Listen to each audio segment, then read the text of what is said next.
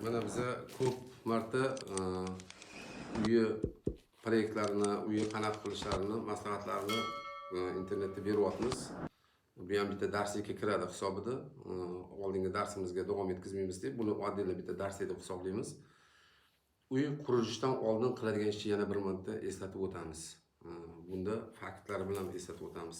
Uy qurilishidan oldin yerga borib egalari bilan gaplashib olinadi. Sodalashib olinadi, narxiga to'g'ri kelib, o'sha uyni oladigan bo'lgandan keyin qo'shnilar roziligini aytadi. Qo'shnilar bilan gaplashtirayman, yo'q bo'lmasa chiqib o'zi so'raydi. Uy egasi bilan birgalikda. Men shu yerga uy qurmoqchiman. Qanaqa uy qurmoqchisiz?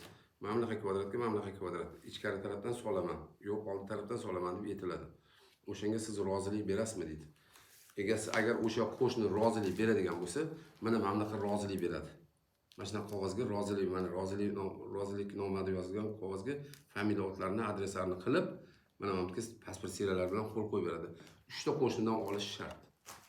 2 ta yon, orqa tarafda qo'shnidan rozilik qog'oz olish shart. Ularni olishga roziligini bergandan keyin ular ana undan keyin proyektchini oldiga boradi, mana bunaqa proyekt chizdiradi.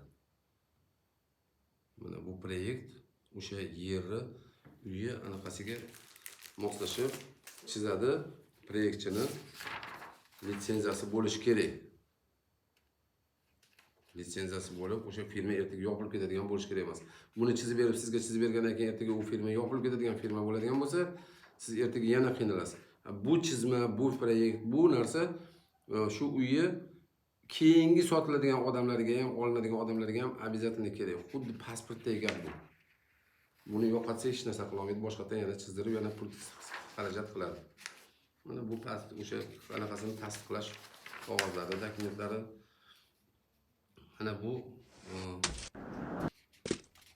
qanaqani hokimiyatdan olinadigan o'sha hammasi ishda bitgandan keyin bu narsani hokimiyat ruxsatnoma beradi. Proyekt chizilganligi to'g'risida mana proyektchi mana bu narsalarni chizib, hammasini hokimiyatga olib chiqadi. Olib chiqqandan keyin mana bu yerda qo'l qo'yib, pechatlari bilan boyagi narsani beriladi. Mana birinchi varoq deymiz, mana bu varoq deymiz beriladi. Bu uy qurilishiga beriladigan ruxsatnoma.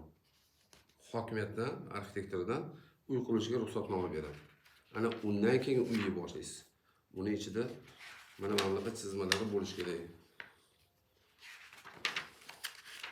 Mana bunaqa chizmalari bo'lishi kerak.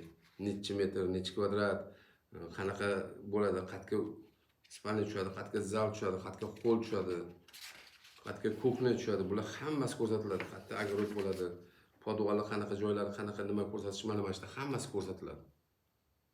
Mana bularning hammasini qilib bo'lgandan keyin uyni ko'rinishlari bo'ladi.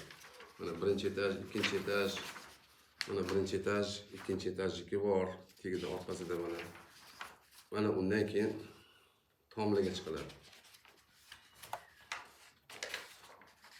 Tom qismini qanaqa bo'lishlari mana bu yerda ko'rsatiladi. Eskizida, chizmalarda. Necha metr balandlikda bo'ladi. Buni orqasida o'sha bergan qo'shnilarning roziligi mana bunga tikiladi. Qo'shnilar. Ana buni hammasini qilib bo'lganingizdan keyin katlamon qaziysiz. Ana undan keyin siz uy qurishga haqlisiz. Ungacha uy qurishga haqqingiz yo'q. Agar siz bu narsalarni berib qo'yib, ertaga arxitektor bilan gaplashdim, chiqqunicha men katlamonlarni qazib, shoshilib katlamon qazib qo'yadigan bo'lsangiz, unda siz ertaga ishtirok katta ishtirok to'laysiz. Chunki busiz siz katlamon qazishga haqqingiz yo'q. Shunga ehtiyot bo'ling. Masalan, o'zimning bor maslahatlarimni berib boryapman.